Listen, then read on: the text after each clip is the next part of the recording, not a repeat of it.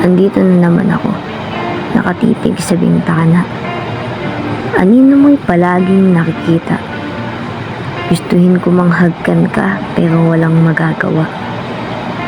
Tinatanong ko yung sarili ko kung paano ako makakaalis sa sitwasyon ko na to.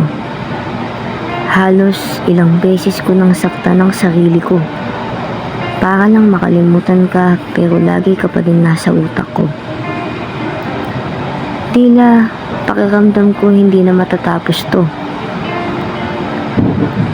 Ang malakas na ulan at pagbagsak ng aking luha, malakas na hangin nakasabay ng aking pangungulila, at iniisip ko, babalik ka pa ba?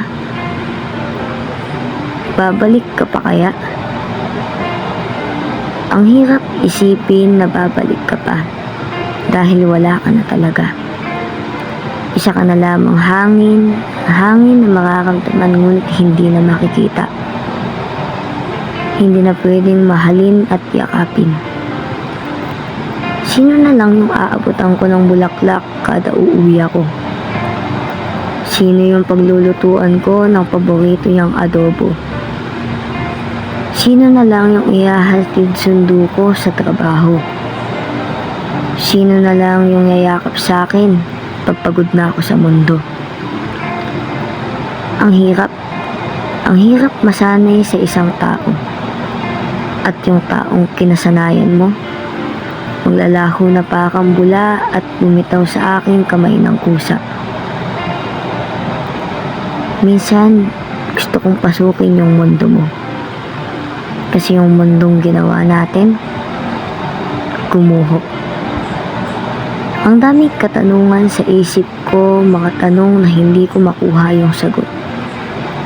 Nagahalong emosyon na para bang gusto kong makita ka, ngunit may halong kaba na baka sa kagustuhan kong makita ka magsisi siyang aking madama.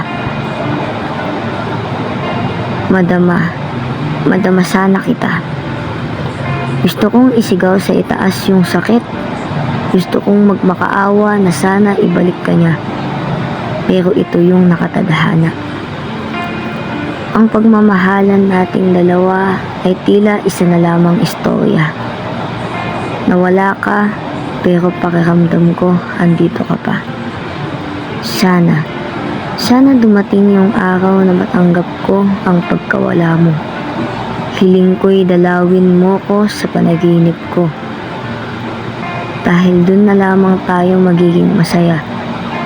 Doon na lang kita malayang mayayakap. Doon lang kita pwedeng mahalin, hanggang doon na lang. Ang lungkot ng bahay mula nang mawala ka. Nakakabaliw sobra. Kung may kakayahan lang akong buhayin ka, ginawa ko na. Pero wala akong kayang gawin kundi umiyak at mangusap na sana'y bumalik ka. At muli kong maramdaman ang iyong yakap na matagal ko nang pinapangarap. Siguro hanggang dito na lang. Gagawin kong maging matatag gaya ng pagpapatatag natin sa ating pagsasama. Sana'y masaya ka.